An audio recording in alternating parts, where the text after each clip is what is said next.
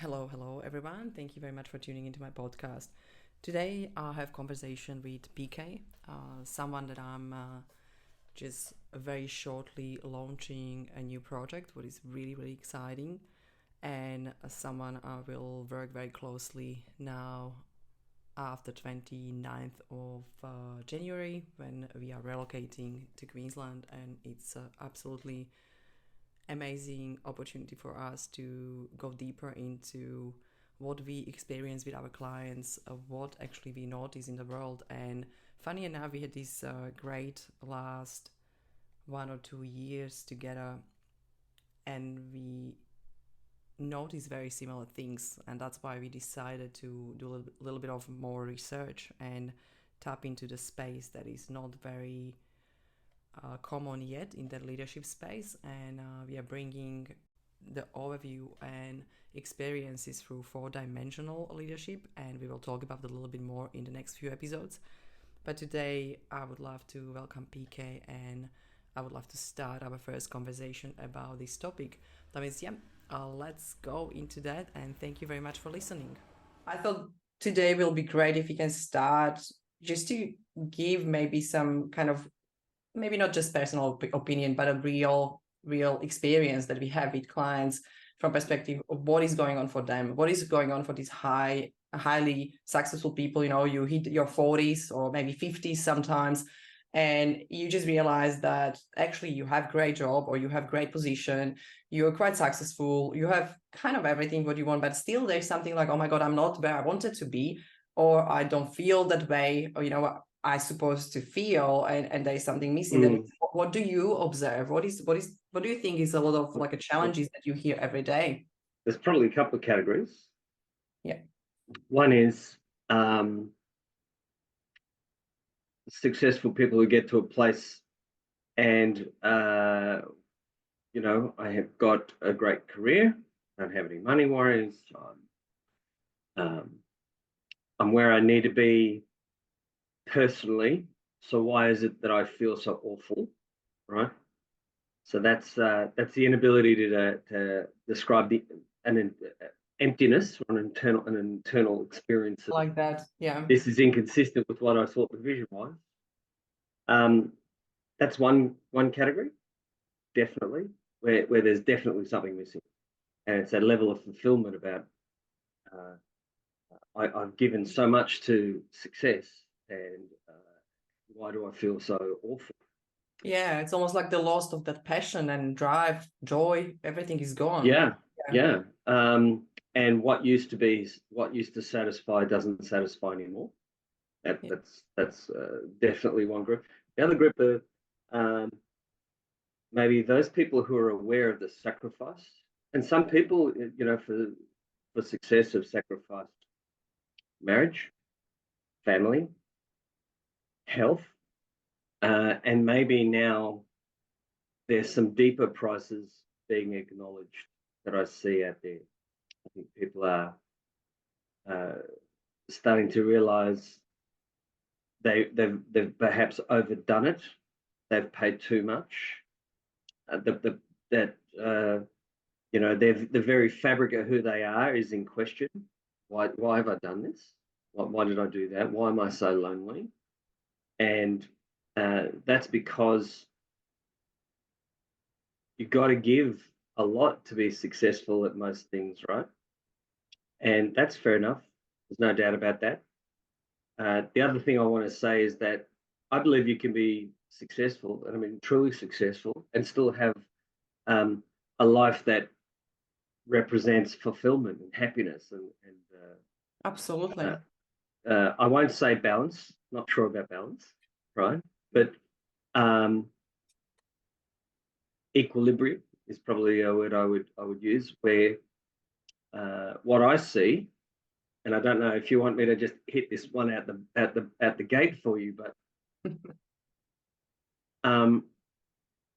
people who are successful are generally also in the leadership department. Which I think that's something we both can sense. Successful people lead, and successful leaders give a lot. Have to, I think, in this time. And that whole model of leadership is under a lot of review right now, a lot of change, a lot of disruption. And I think that a lot of people that I'm working with, the reason they're selecting to work with a coach is because they're looking for integration. They're looking for healing. That's an odd word to use, but they're looking for a way to bridge some gaps between their meaning-driven environment and their fiscal and financial-driven environment. And there's a gap there. There's a void that has caused grief and continues to cause grief. And in fact, some for some people listening to this recording today, they'd be aware that there are very specific behaviours around leaders, and there's very specific things like sacrifice, and often leaders don't take care of themselves enough, and that's a problem.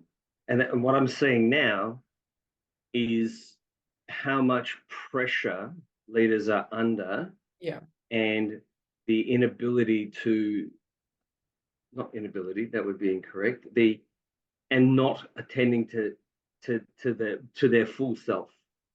I'm seeing that as being a bit of a really, I'm seeing more of that. I'm getting calls from people who would never have in a million years deal with a coach. A coach, what? I need someone to come and say, good on you, mate. No, that's not but I think, it's also changing, right? I'm getting calls from people who thought that's what coaching was, wanting a hand, because they've come into contact with, dare I say it, a level of brokenness that they've identified in themselves. And when you get to that space, this is very, very interesting. I've been around the coaching scene for a little while now, and in my experience, I'm seeing a real trend that maybe I didn't see before, which is leaders who are actively coming out wanting more from their experience as a person, and want to incorporate that into how they define success. So they don't just want to be, wealthy or well-known or very good at something. They also want to have better relationships. They want to have better relationships with themselves. And so there's a growth in an area that's been dormant for some time. Yeah. That's what I'm seeing. Yeah, you said a lot of things. I will try to get back because there was sure, sorry. That's all gold, and I'm like, okay, where to start? Let me out the gate. I love what you said, that people feel there's something missing, and I often hear something like, I just feel like I lost my mojo. I feel like I lost my passion, and like I feel like I should know that this is great, I'm successful, but I can't see it. There is also, I feel like there's that redefining success itself, because they thought before is the definition of success is from perspective of finance, right? Like finance, position, having businesses, opening up businesses, all these movement and traveling, and like it was all kind of environmental, right? Like it's outside, external. But now they realize there's no connection, there's no real relationship, there's not actually great relationship even with their partners or even in team. Like they have great team. They always said, my team is great. But when you look deeper and you're going actually to the company, you see it's totally disconnected. It's actually not real. And I think just having that ability to don't feel lonely and don't feel like you're not successful, I think you need to gain again that connection with yourself. And that's what you said as well, like being connected to yourself and others on totally new level. To me, like that's absolutely a higher level where we really understand and accept, and removing attachments probably from, I want finance, I want wealth, I want this, and start to look at what we are embodying. And I think that's all what we are missing. I feel like that highly driven, busy life, it's basically just about doing and having, doing more and have more and doing more. And it's the bubble. And not a lot of being. Yeah, and you realize that you're in bubble, you're in cycle, and you can't break it because you don't know how. You don't know how to get out of that because it becomes habitual behavior, habitual thoughts, habitual emotions. And yeah, I feel like it's really hard for a lot of people, even just when you ask them what do you actually want, and they say I don't know, and they start to talk about other people and company or something else. And when you ask them again, what do you want for yourself? They don't know. Yes. And again, they start to talk about Yes. kids, company, money, and goals. It's like, no, no, no. What do you want for yourself? What do you want to feel? It's like, I don't know. And Yes. you're looking at a person who is totally there for everyone else, but totally zero for themselves. Like they Right. just don't, they're not there for themselves. And that's so sad because that will catch up on you, I believe. I think that's We experienced that, right? yeah, yeah. Yes, yes, indeed. I think that the lessons learned this, particularly the last 12 months have been about my studying and seeing leadership in another space and wanting to understand what creates that gap. Personally,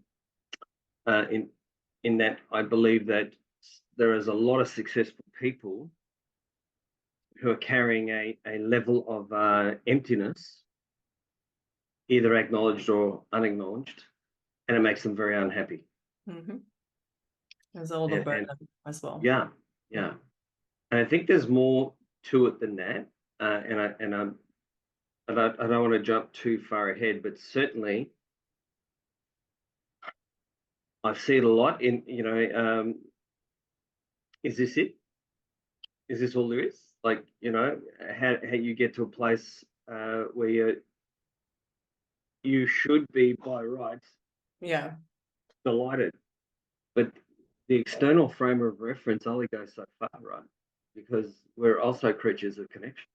Yeah. And that part of us gets swept away, hidden very early in life, I believe, right? And we can talk about that maybe a bit later. But I think what happens is that something has gone on that creates this vacuum, which is the best way I could describe it. For me, I felt like Yeah. there was a massive Exactly. vacuum Yeah. and a massive disconnect between where I thought I was and where I actually was, right? And I wow, that was a tough thing. And I'm in the business of development. I'm in the business of growth, and it was such a smack in the face, Yeah. right?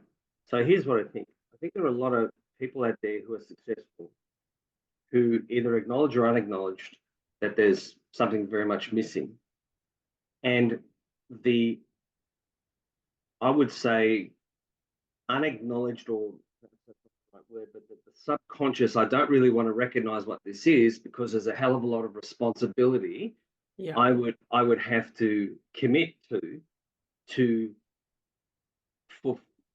fill myself, right? And that's something I see Yes. a lot of.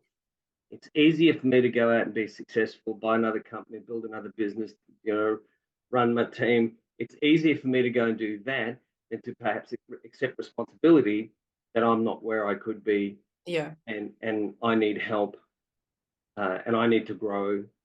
Yeah.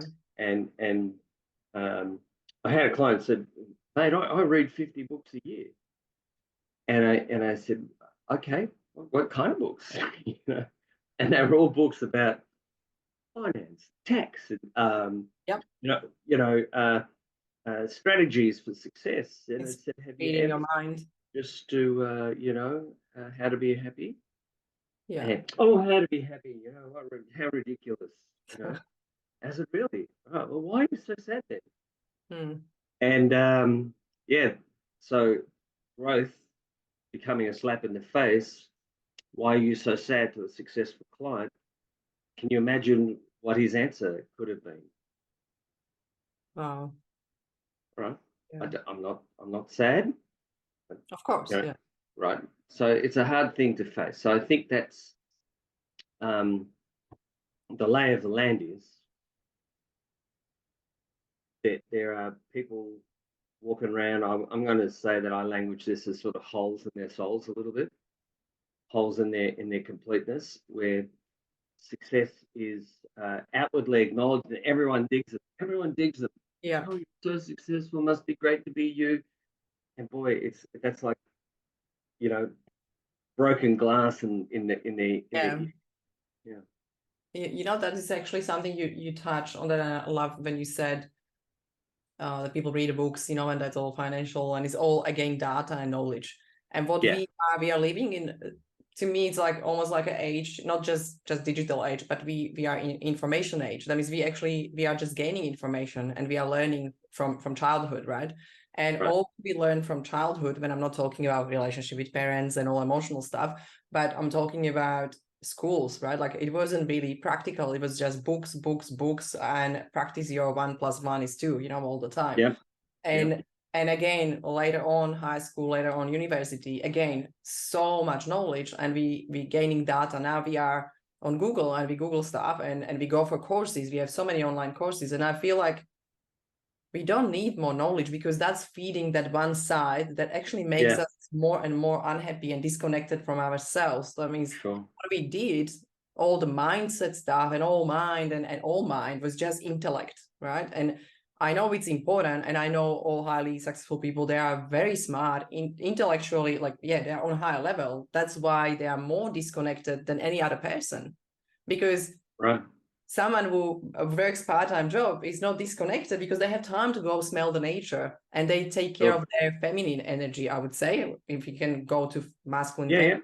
Because the intellect is fully masculine. A lot of women leaders going to the leadership, fully masculine energy. That means fully just having education, being smart, doing the plans, doing agenda, doing this, doing it's all kind of, it's practical.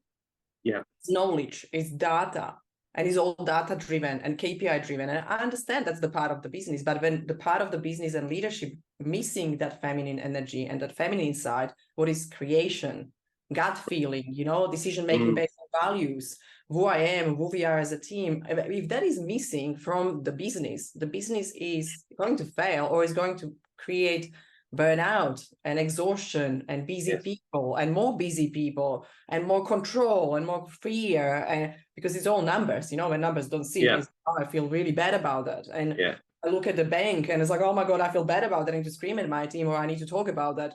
Why? You know, we don't talk about the feminine side or the feminine energy. Now, just for people that don't know, that masculine and feminine doesn't mean that masculine is man and feminine is woman. It means like energy, not the gender.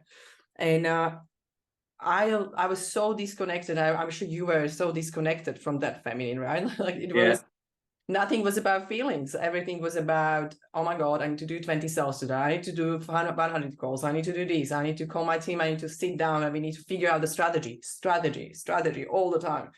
And it became normal. All business coaches were doing the strategy.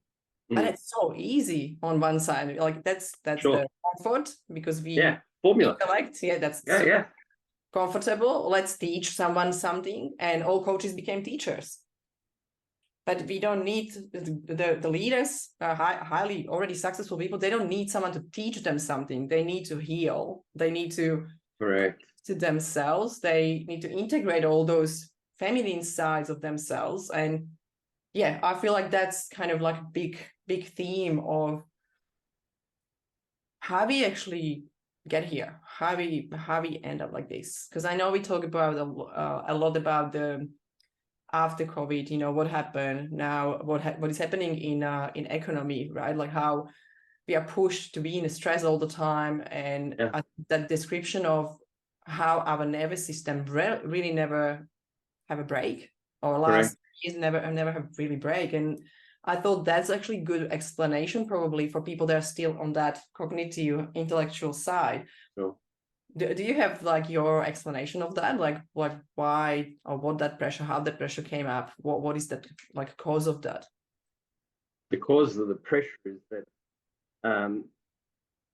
there is a demand for our attention, right? That if the purveyors of those demands had their way, we would be giving our attention to something 24/7, right? So there's a couple of things if I could add. Just if you give me a wee minute, I'll just add a few quick observations, and then I think I can answer that even more fully, if that's okay with you. But it seems to me, as I look around, I can walk into a cafe, a restaurant, even, and sit down and have a look around. What I'm going to find is a greater majority of the people on their phone. Absolutely, yeah. In a group, in a social setting, and people got their phone out, right? And I'm not having a crack at that at all. I'm just as everyone else, right? But what I'm saying is that there's more competition for your attention than ever before, right? And we're the most time poor of our species ever. There is more stuff going on, and because that's, let me just say that I feel that we are being bombarded. Absolutely. We're being bombarded and victimized and dictated to and cajoled and harassed into what makes happy. You'll be happy when you've got one of these, or you'll be happy when you've got this. Are you tired of cleaning your floor? That one cracks me up every time I pass the images of the imagery of you'll be happy when. And so we're constantly being dictated to about what is and what isn't good, happy, sad, whatever the programming that is being designed to achieve, right? And so that almost seems by proxy inescapable. If you've got one of these things in your pocket, right, then you're being pursued. Yeah. Right. And so that's right there. And I think most people go, oh yeah, well, I suppose I get that. And that's how subtle it is. Right. So you have that. And so now think about what is success then?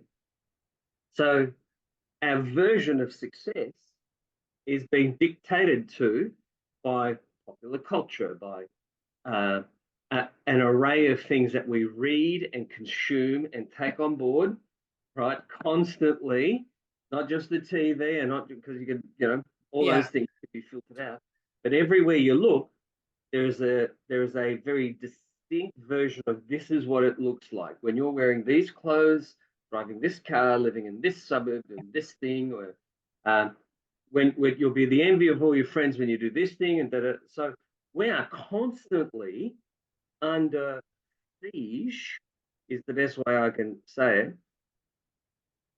as to what we should be.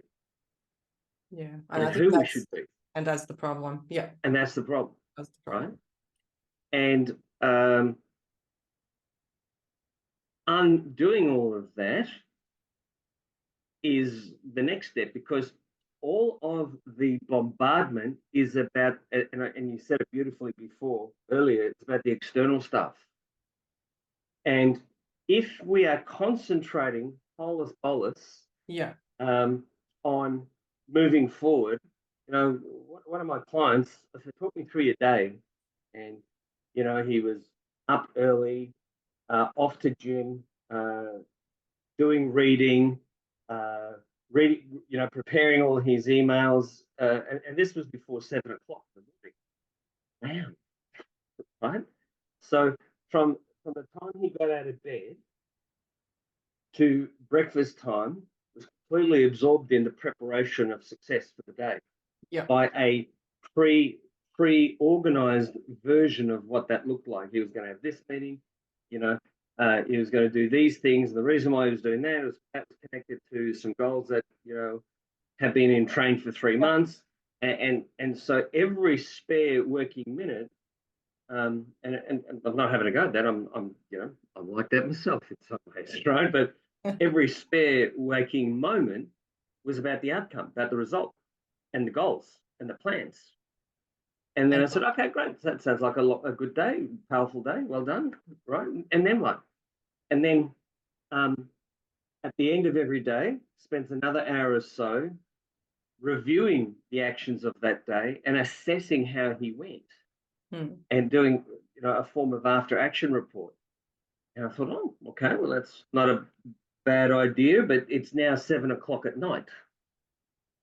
So you've been up 14 hours or so in a 24-hour day and completely devoted it to work and success. And I said, so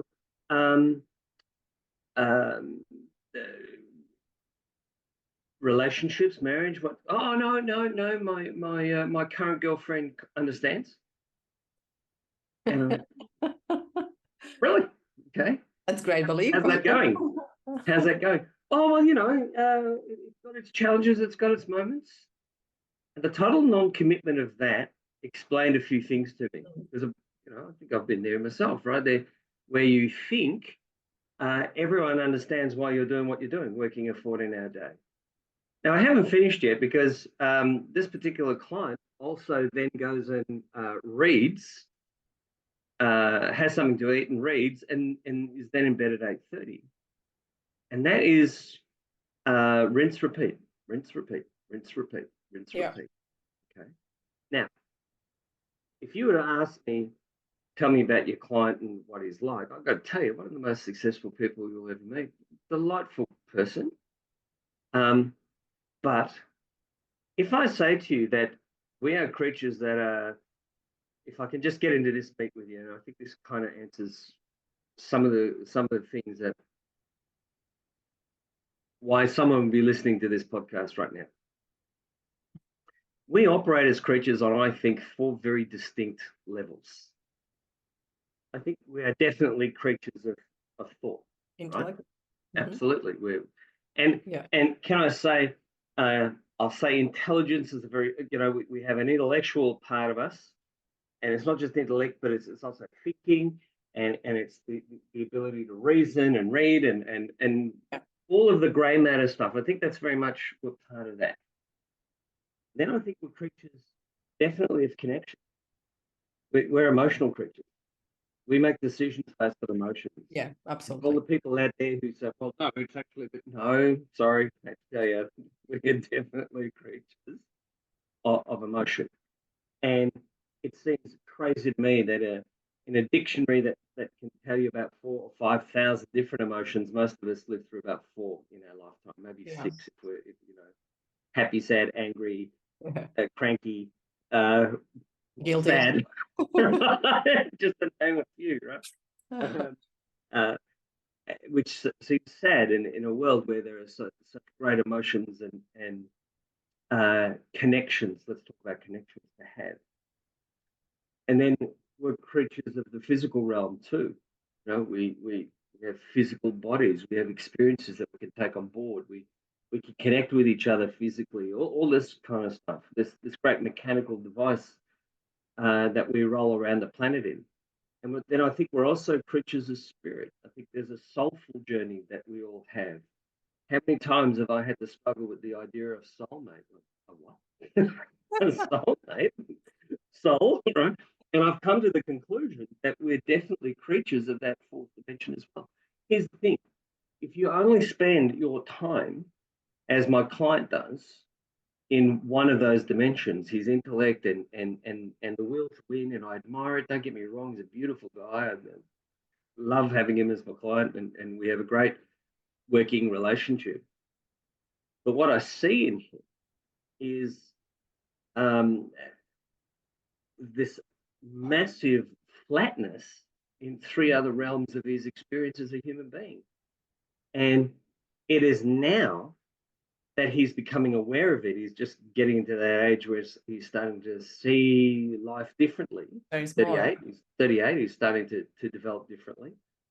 And he's become aware. And awareness is a bitch, right? That's just bleep that out later. No, it's okay.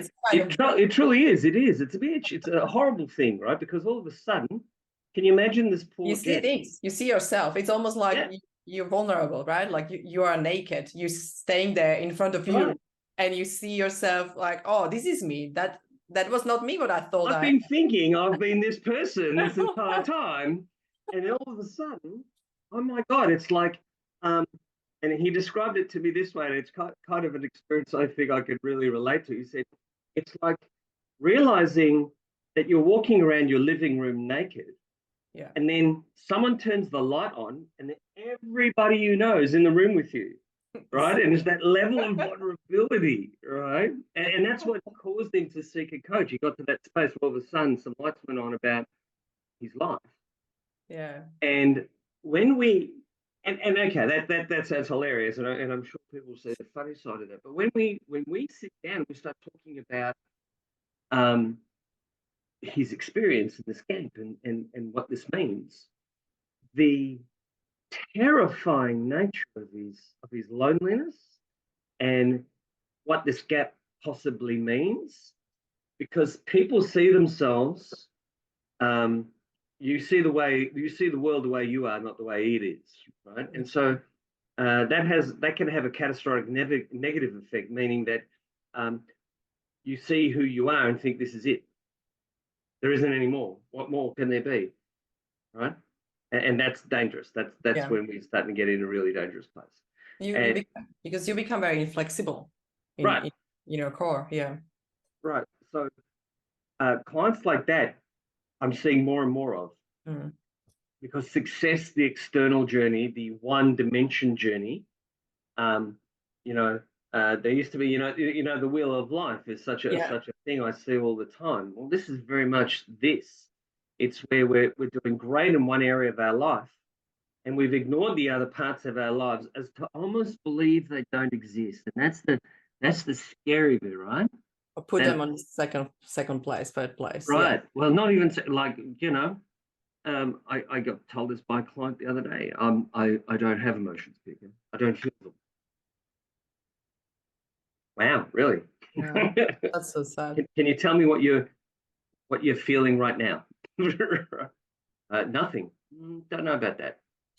And just through some prompting, um, feeling awfully sad and depressed all the time, to the point where that has now become normal, where the body just Exactly. We accepts used this to. low level of pain and anxiety as a normal state of being, and I can then convince myself that I'm okay and this is Yeah. great. And then guess what?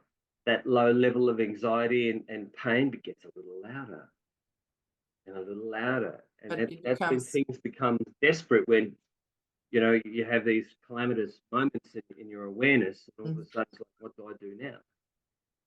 Right?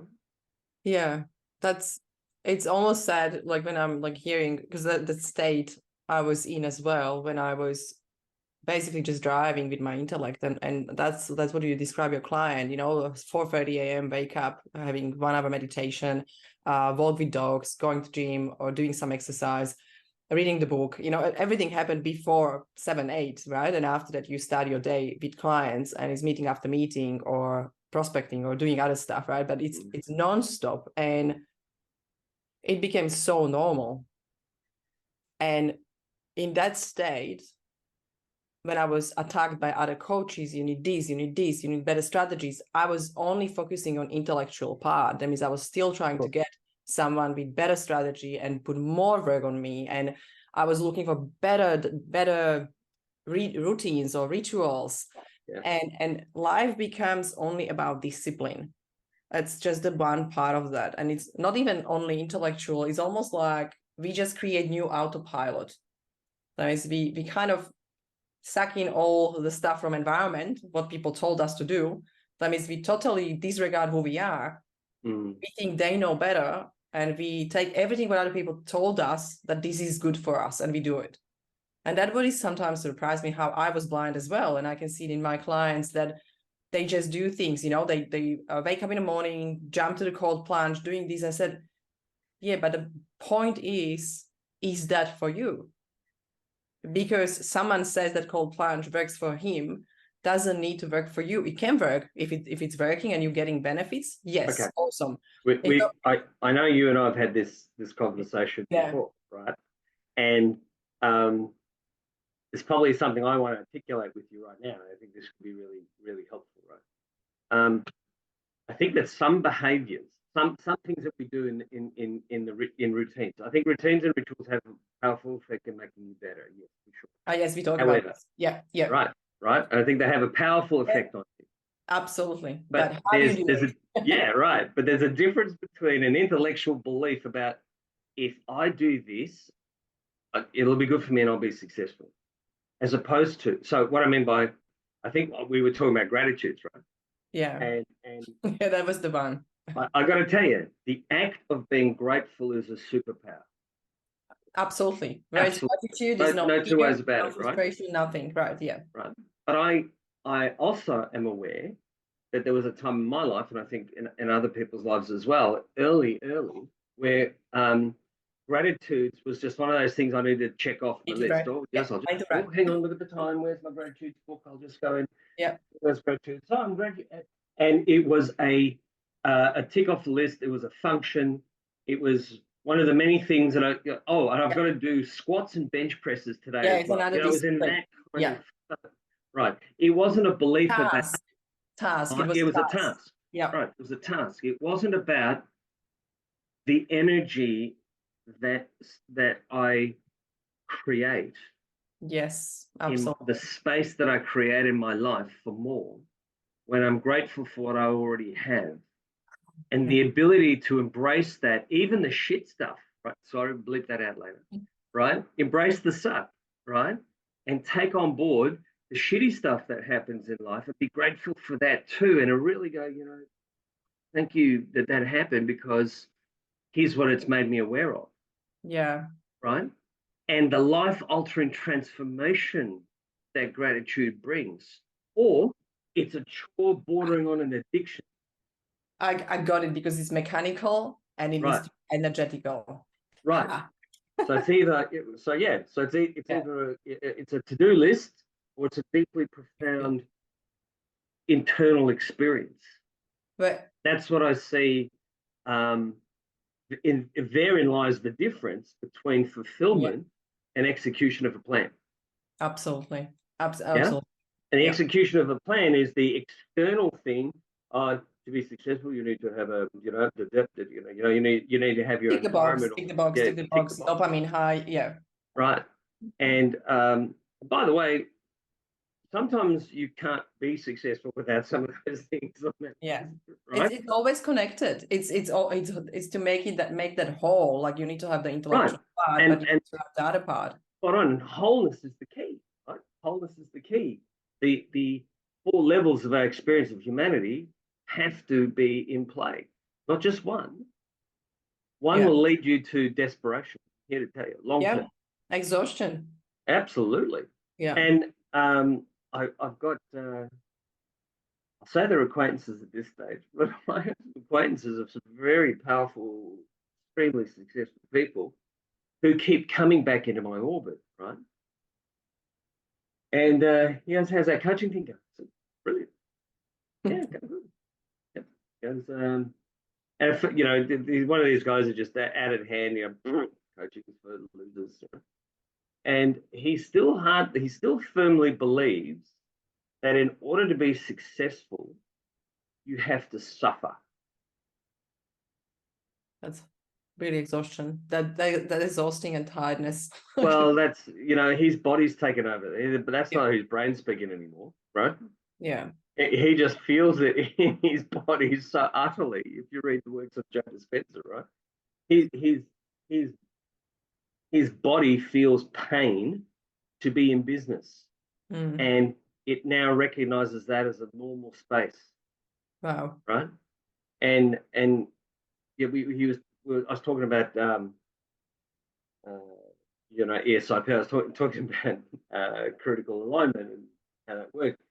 And I said to him, I haven't stepped into my office to lead it in months, maybe a year, right? And I still have meetings and we do stuff, but I don't run the business anymore day to day. And he was like, "Well, that's not a business. That's a hobby." Right? Because in his mind, well, good luck to him. Good luck. Hey, yeah. In his mind, if you weren't and his words were, if your fist is not on the backs of your people, egging them on and making sure they do the right thing, most people won't do the right thing. That's Really? massive belief in a lot of leadership. Wow, right? And so his space is very obvious. Yeah. Right? Where he's at, and the idea of healing is absurd to him.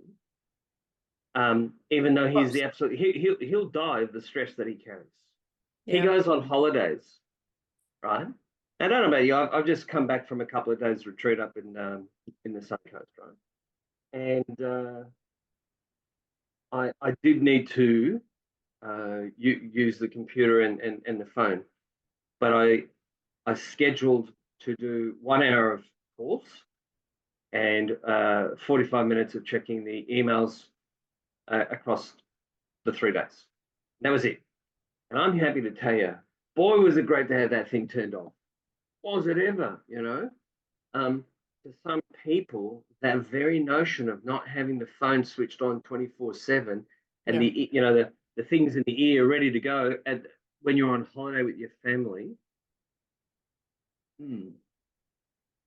Wow. Okay. So then, this is how deep this is. Are we okay if I just take you one more step? Oh, yeah. Okay. So here is a father demonstrating to his family how life is conducted. You go on holidays with the phone on, the earpiece in, the computer open, and you deal with that. You shout and get cranky, and you get upset with everyone because you're away trying to have a holiday, and you're there. And whilst I'm here trying to have a holiday, this is someone who's addicted to drama. They're addicted to the external, that they shy away from the internal. Why would you go on holidays and not want to be with the people you cared about and not want to have a bit of time for you? Because it's somewhere in your belief system you've been programmed to say this ain't cool. Yeah, it's that identity of like this is like sense of importance. Now we're getting somewhere, right? Now we're really getting somewhere. Yeah. And tell me what he's teaching his children. Well, that connections are not important, spending holidays is not important, relationships are not important. It's important is work, and hard work is the solution for your success. This is it. This is how it's done. Follow my example. Right? Yeah, it's terrible. Yeah. And the whole thing that blows my mind is, oh no, I want my kids to have a better life than I did. And so, well, why aren't you showing them that? Yeah. If you not that I'm sorry for everybody listening into this, I'm not judgmental. I'm just saying there's a question there. But if you don't show them, you can't show them, they can't do it. Yeah, exactly. Because kids are learning through observation. They repeat what you do. Here's the rules of the tribe. They will always do the same thing that you do. It's just, it's my, when you look at your kids when they're 14, 15, you're like, oh my God, my son or daughter is same as I. It's like, yeah, because they were observing you for 14 years. That's right. They will do the same thing. And even if there's an experience of rebellion, they go away from it. Guess what? They're going to come back to it. Seen it happen. Yeah, it's the habit conditioning. Yeah, it's massive. So I think there's success is doing some very crazy. Well, actually, that's incorrect. The pursuit of success is coming under change, coming under pressure. And I think people are starting to ask themselves, why is it that I get to this space and this is all there is? This doesn't sound right. Yeah. And why am I conflicted and confused all the time? Because there are people, I'm not saying, I'm pointing out to you some extremes here, but I think most people want to be successful and then just get caught up. It's they get into cycle. I think that's first of all, it starts somewhere before they get into the work or business they are right now, right? They start somewhere. I mean, I feel like the whole investigation of what is the drive, and drive is usually desire or fear. When we see people to be all the time busy, they started somewhere before. And they decide that they need to be busy because they need to avoid something. They don't want to, become their dad, or they don't want to, have same experience that their parents they had, or they don't want to have a problem with money because they had problem with money, and they don't want to, they felt really, really bad, I guess, burden because they were kids, they couldn't help, they saw parents to suffer. Yeah. That means we take all these burdens, now we're going through life and we realize that we are so busy, we are so great, we are so switched on, we have great intellect, great mind, we work, we feel like no one understands us. Everyone is slower, even people in my team. Oh my God, like why they can't have common sense, why they can't do this. Oh my God, it's so simple, right? Like it's all this, like you create this monstrum, and it's very smart person, right? Like smart person, but everyone else is not good enough, right? It's not good enough, it's not fast enough. Everyone else is kind of different, right? But the person can't see it because the person became, the proof, or the person had the proof of, like, I'm good, this is the way to do it, because there's more money, there's more success, but they push it, and they need to come to the burnout, or they need to come to the point that, oh my God, like this is not life. But I hope that some people will see themselves earlier, not on that top, right, when burnout, and they can see there are some behavioral patterns or emotional patterns they can see, and they may demonstrate already. Because what I did with my clients, when that happens, for example, they're working with their business partner, for example, and the company grew from 0 to like 5 million first year, 20 million second year. It's really growing fast, and they're busier and busier. They're hiring people in different countries, and they both very different. But what happens in that busyness, they get pissed off, on each other, because they don't understand each other. They have different conditioning, they have different burdens, they want to do it different way, they have different personality, right? DC energy, right? Imagine that, right? Right. Oh my God, my business partner, the small things all the time is not important. I'm just telling him, do it fast, and you're going, and you look at the person, it's like, wow, okay, do you have a break on holidays? No, I need to do all the time something, right? And you see that emptiness and that sadness of like how much they actually miss out on, and I'm not saying now only from that feelings and emotional and connections, but they can't see their business, they can't see the gap, they can't see what actually they do better. And what they do, they put themselves on this one line of being busy and fast. But when what happens usually, I really push people to take step back, and they're like, no, I can't do it, and we go through that, and they actually take step back. And it's funny, because there was these massive distinctions. Everybody thinks that success is in growth and improvement. That means it's a movement. Yeah. But success and progress is in stillness. Yeah. And people can't see it, because stillness means I'm stuck, right? Oh, I'm not moving. Or maybe I can go backwards. Sometimes going backwards is the growth, is the progress. Yeah. They can't see it. And I think that massive distinction that comes up on the sessions, when they realize, oh my God, yeah, that's my belief, that's my program, that's my conditioning. Movement is running away from that burden I have. That means that's progress. I need more. I need to more achieve. I need to more see. I need to, I need to go there. I need to have more money. But when they stop, they're like, oh my God, I didn't see it. This is what I didn't see. Oh, I didn't see how I communicate with my business partner. That's why he never does what I want him to do, because he just can't. I didn't take time to explain. I didn't take time to think about actually how am I language that, what is my tone, what I'm saying to him. Oh my God, if he talks to me like that, I will be defensive. And they can't see it. It's like so many little tiny things they couldn't see. And sometimes people realize that in that fast growth, they think they're great leaders. Yes. And they are like, oh, I just want my team to be more responsible, take ownership, but they telling them what to do. Correct. Non-stop. Isn't that funny? That right? a team can't be responsible if you keep telling them what it is. And team became lazy. Team is not taking responsibility, because you are always there. You are the responsible one. You're telling me what to do. You always make decisions. Wow. I'm making $200,000, like you making decisions for me, and you taking all responsibility for my failure. Awesome. I want that job. And the burden is on the client, right? And it's like, hey, Alex, help us. We want team to be responsible. Yeah, they can be, but you need to change. And there's also a lot of disruption caused by that. Yeah. In that someone generally, I like to see how they address issues, mistakes perhaps in the workplace, where someone's done something wrong, and they, you need to address it with someone. So, hey, look, this happened. Why you didn't call me? Why we didn't talk? Yeah. Why did you do that? and the tone is all like accusatory. You know better now. I trained you on that. And there's this whole thing about what training is, right? One of my clients believes that if they've shown you once how to do something, you were trained, right? And I said, really? That's not how our mind works. Oh, yes, it is. It's what it works for me. I said, yeah, probably not. I'd call that a barefaced lie. I think that's what you want it to be, right? But that's not how the mind works. They get very upset. And so what's happening is you're causing a disruption, and you're taking away the confidence of your team, because every time they do something that doesn't meet with your expectation, they get their bones rattled, right? A terrible experience, right? No one needs that. When is that ever okay, right? It's not.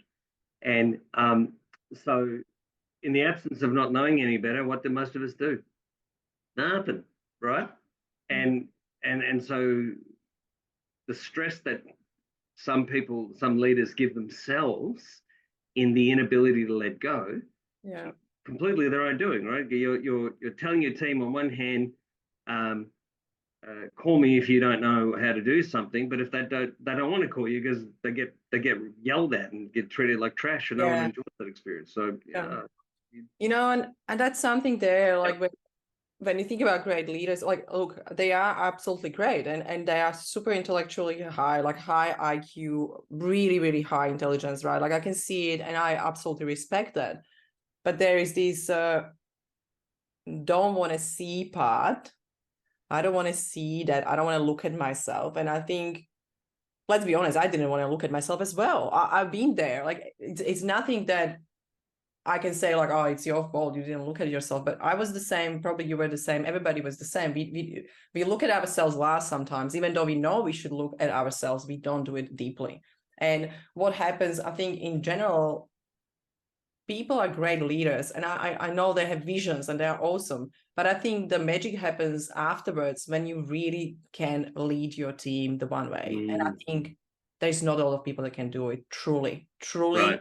From the heart, that you know that your team will take responsibility, that will be with you, even if you fail, and you will be with them, they fail. And in really hard time, they will don't tell you like, you know what, they pay me more, I'm leaving, like those kind of leaders that really take people with them, even like I had people starting with me because I had vision, and we started work, and people were like, no, I don't want to be paid, let's first do it. I said, no, I want to pay you. But just that feeling that someone wants to join and just wants to join you because of you, and because of your character, personality, trust, connection. It's not because of just that vision. It's because you have impact on people. And I think that word, that impact, and leading people from heart or authentically, or that 4-dimensional you mentioned, like from all 4 dimensions, I think that's what is coming, or what is here now. It's not enough to be smart. Leadership is not about being smart, because you don't need to do anymore the technical part of the work. It's not only about being smart. Of course, it's not only about that. Definitely. It's not only intellectual part. It's definitely emotional. It's definitely connections. It's definitely physical. It's energetical. And that's what we do, right? Like in the program, when you think about that, what is more important? To give people experience to understand how they are connecting, for the feelings. We can feel each other. We can experience each other. We totally forgot there is the experience of life. Absolutely. It's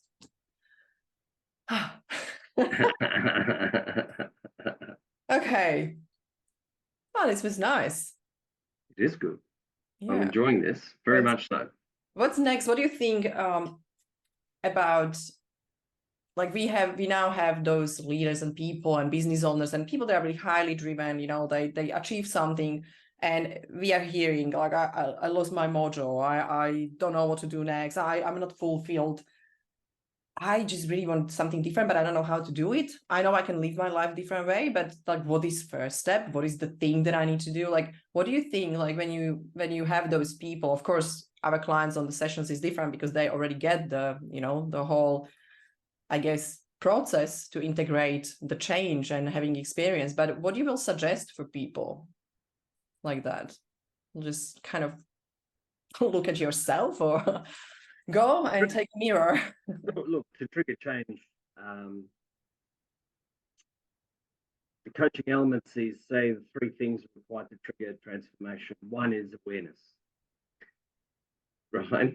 Two is to acknowledge it, and three is to accept and do something with that. So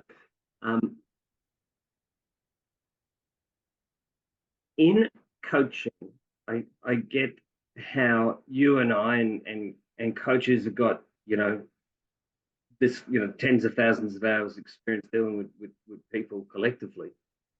We see sometimes the journey the client needs to take, but we can't be, I can't be telling a client this is what you need to do. He needs to get to that space by himself. Exactly. I love that. Right. And so there are, I believe, ways in which we can help clients understand, or people just in general, the world, to see that there is a prevalent issue in leadership right now. And this is what it looks like. And this is what it should look like, because the second we should something, we shame people, right? No, that's not what we do, right? But I think that there's places to take our clients mentally and emotionally, where they begin to understand and become aware that the gap has been there this whole time, because it has. Yeah. Right.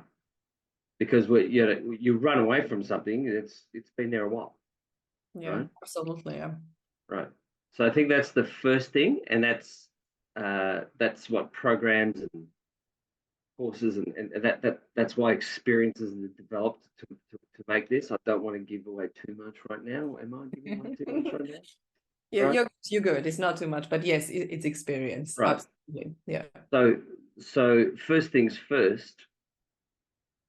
Here's where most of your clients, or my clients, are. I'm really successful, and I'm proud of being successful, and I feel really crap, and I don't know why. And I don't like talking about it because it makes me feel weak, and it makes me feel awful, and so I'd rather ignore it. But it's now becoming to a spot where I can't quite ignore it anymore. Right? Imagine living that. That's the part I will just add, because that's I always laugh, because I have a fantastic, lovely client, and I love him so much, and he's so honest now. He was really stressed, right? Like, he came to the group because Viran is also group coaching, but it was so funny how he was like, I was like, how are you feeling? Because he was so disconnected from emotions, and he was in anger, frustration, and it was really all shuddered, couldn't focus, couldn't finish the work, and was hiding, because when he got overwhelmed, he was like, no, I just, I'm not finishing anything, and he just go escape somewhere, to watch TV or something, just doing something totally not productive. And he was like, I feel so vulnerable that I have t-shirt next to me because I'm sweating, I can change. Oh, wow. It was so hard for him, but he came to the group because we are like family, right? Like, everyone is really at their own journey, right? Like, they experience their own journey, and it's so beautiful when people get so honest and so open. And he just, I have another t-shirt because I know I'm sweating. Yeah, I'm gonna sweat through this. So uncomfortable, and I love that, because we are going to be uncomfortable because it's new, and it's not comfortable because intellect is comfortable. Data, go to computer, what you will get, it's comfortable. It's we can have expectations, and we know what will happen, because it's data driven. But being vulnerable, being more in that feminine energy, and being open and start to connect to your feelings, is like, wow, what's that? I have feelings. Wow, okay, didn't know about this. And I think that's that beautiful space. I like that you just talk about that. It's great. That's why I love it. I love it so much. So next time I have group sessions, I should be giving away t-shirts, you reckon? I think that will be our next one. We will just send everyone t-shirts. Get through this session with us. Come on. Yeah, but I totally get it. Own, right? Honestly, but I totally get it, because when you're going through transformational experience itself, like, it's not only client, but me as a coach, and you probably as a coach, I sweat, because it's a lot of exchange of energy. And if you don't have that, if you don't have that, it's not experience. If you have just, you know, a presentation, you share the slides and you have something that you need to teach people, it's not going to be experience. And I think that's why we all sweat. That's great to actually end on the podcast. I gotta say, remember when I decided that things like slides interfered with what you wanted to talk about, and that there were better ways, and starting to learn that whole skill. And I had a presentation to do for a very D-driven environment, right? Yep. Very facts and figures and everything in its place in a thing. I think if you look at early photographs of my work over time, you'll see there's been a bit of a change. The short hair, the suit, the tie, very much a corporate delivery, and I reveled in that, loved it, right? But I was also hiding in it. Yeah, right? because it's smart. It was beautiful, man. Yeah. I could go and be a corporate head case to other corporate head cases and teach some stuff and get paid for it, salute, and everyone think you're a hero, right? Oh, that was so good, it's so informative, and I now know more, and I can be better at blah blah blah. But I don't know if I help transform people, and that's what I'm here to do. That is the mission, right? Yeah. Make no mistake, I'm very clear on my purpose. Right? I love that. And so I needed to go away and go, well, who are you really? Are you corporate? You corporate guy? And it's like, no, not really. I'm happier. Happier sitting on a beach, maybe trying to have a surf. Getting on a surfboard these days is a little harder than it used to be. But I'm more at peace with who I am as a person and what I want to deliver. And there was a moment where, love beads, chains, no tie, no jacket, hair, and I went and delivered. And I think I may have told you about this. Was a few years back, and it was just when all this was, my transformation was underway, and I left that training went totally off the script, right? Totally, because I stepped out of being a trainer into being a facilitator, right? Really committed to what the room needed and wanted. Yeah. And whilst the people signing the checks wanted me to make sure I gave them what they needed, I also make what they wanted. I also make sure they got what they needed, should I say, right? Yeah. And that was a landmark event for all of us because I had enough courage to understand that I was in pain as an operator, delivering transformation because I had been delivering good stuff, but it wasn't transformational. Yeah. And I had the courage to step into being transformational, and I probably needed that spare shirt you were talking about, right? And wow. Yes. And that was scary. Now, I tell the story not to impress you, but to impress upon you that it doesn't matter what walk of life you're in, right? Leaders, people who are pursuing success, even people who are, I'll put it to you this way, there's as many people, this kind of maybe not, this is a sidebar, if you will, but there is as many people pursuing success who may not be successful yet, right? In this realm, in this gap-riddled environment that they're not even aware of, right? So I'm trying to be present for those people too. Maybe in the work that we do, it might hail a few people down in their journey to say, let's just take a look at this. This looks interesting. Yeah. Because, there's this whole thing about dealing with people who've arrived at a level of success. They're very hard-boiled in what they believe, right? And it's only pain that drives them away from that opens them up to, God, is there something else? I'm in so much turmoil and pain, right? And sometimes I think, it would just be nice to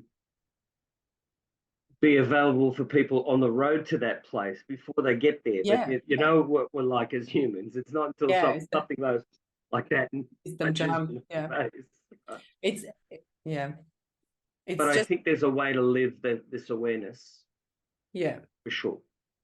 I love what you said, because that's really important. And that was probably my biggest insight from the coaching journey in general. Because I started coaching for American company like 12 years ago. I was there as a coach. And when I came to Australia, I was like, what is coaching? I want to study that. Like, it's different, right? And I started to see that actually what I was doing there, like actually now to have a little bit of data and intellect, right? Like about that, or knowledge. And I was doing that from that space, like all presentations, exactly what you said, right? Like I was prepared, I had the structure, agenda, I know what I'm going to present. And there is that massive disconnection, or let's say disconnection, doesn't need to be massive, but there is disconnection because you rely on your comfort, on your intellect, and you so driven by that or led by that intellect through that whole conversation, even though you connect a little bit, but it's not on deeper level, it's all shallow. And I had this one conversation when I was presenting for actually almost all men. It was probably 45 men and maybe 2 women or 3 women in the room. And I was like, I don't want to do it that way anymore. I don't feel good about it. Like I prepare myself still, I know, but I know now what I'm talking about. I don't need to go and prepare myself about the same topic a million times, because I know I feel it. I believe in that. I experienced that. But it was so interesting how I was so scared, because it was such a discomfort or uncomfortable place, to be, that you're going somewhere and you're like standing in front of people thinking, I can't do my presentation as usual. I can't do it anymore. I'm standing there and I'm looking around and I'm just, wow, this is really scary. Like, this will be judgment. All guys, nobody's open probably, no emotions. It's, expecting me to be corporate presenter, right? And I was like, okay, shake it up. And I was like, what will help you the most today? Let's just find out what you would like to know, what you would like to change in your life. And we started totally different conversation. After 1 hour of speaking that I supposed to have, we stayed at 2 hours. It was absolutely amazing conversation. I was in the room crying and everybody was clapping and standing. And it was like, the owner of the company was, what just happened, Alex? And I said, that's it. That's what's supposed to happen. If you're a facilitator, coach, or presenter, that's supposed to happen. That connection, that you have goosebumps, that you have cried, you are so connected, and you're in pure love, because everyone who is talking, you're loving them and you're looking at them like this pure energy that just wants to know something. And the love was like, there was spread through the room, like it was everywhere. There was no judgment. It was amazing. Like there was 19 years old and 60 years old man sharing personal stuff. And it was absolutely amazing, the love and the connection. And it actually didn't matter what I was presenting. It was all about the conversation at the end anyway. It was so beautiful. And I think that's what, when you say for people, they're on that journey and they're still in that intellectual part, there is actually the stay beyond. There is state beyond everything, beyond intellect, we can call it. Yeah, I'm totally in that space. Totally. Okay, let's wrap up. Let's open up this conversation again very soon, because I really love where we're going. I love the deeper stuff. We can maybe go even deeper. And I would probably just say I'm so excited. I'm so excited for the project ahead. I don't say a lot. It's going to happen very, very soon. And I really, really, I can see it. I can see how people can experience that introduction to transformation, right? Like that first step in actually what it is that they're talking about. What is that feeling? What is that energy level that I need to operate from, where I need to be as a human being? And I think that space, if we can launch it like we plan in February, will be absolutely amazing. And I'm really, really looking forward to that. Thank you so much for listening, and thank you very much, PK, for your time. Really appreciate it, and really appreciate you guys. You're still here. It's 1 hour 20 minutes. It was quite long, and I'm really, really grateful that you stick with us till now. And of course, if you have any insights or aha moments or something that came up during our conversation, please share that with us. Send us message or comments on the podcast episode. I'm looking forward to seeing you and hearing from you.